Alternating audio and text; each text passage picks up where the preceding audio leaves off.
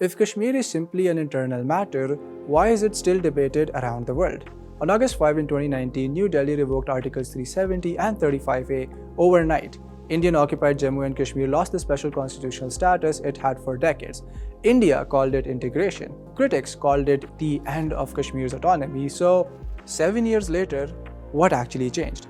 Before 2019, it had its own constitution, its own flag, and powers to make laws on most local matters. Today, those protections are gone.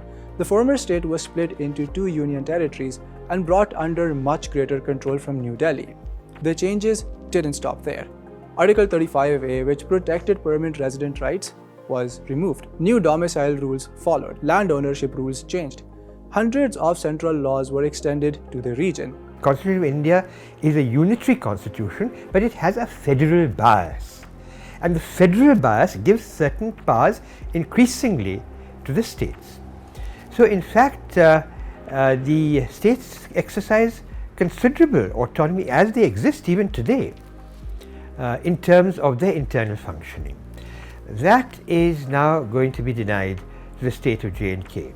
India says these reforms opened the occupied valley to investment, improved governance, and gave residents the same rights as other Indians. But here's the question: can autonomy simply be replaced with administration? For years after the constitutional change, Kashmir had no elected legislative assembly. For years, key decisions were made by officials appointed by the central government in New Delhi, hundreds of kilometers away. The region also remained one of the world's most heavily militarized areas, with a security presence that numerous reports have described as exceptionally large relative to its population.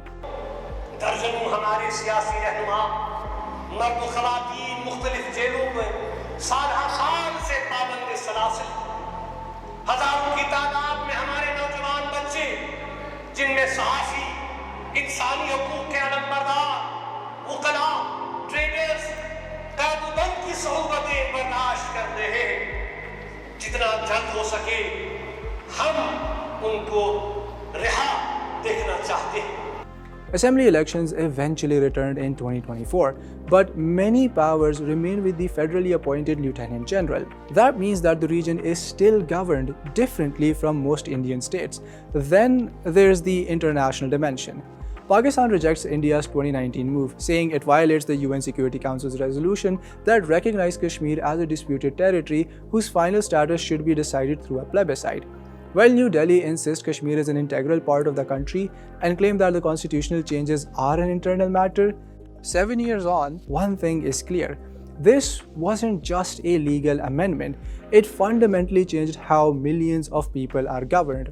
But the way you have pursued that claim with this bill, sir, is an affront to our very values as a democracy, as a nation, and has already done serious damage to our international standing and our credibility as a nation of laws, as a nation of democracy, and above all of the culture of decency, which was our culture in the way this has been carried out, that has also been betrayed.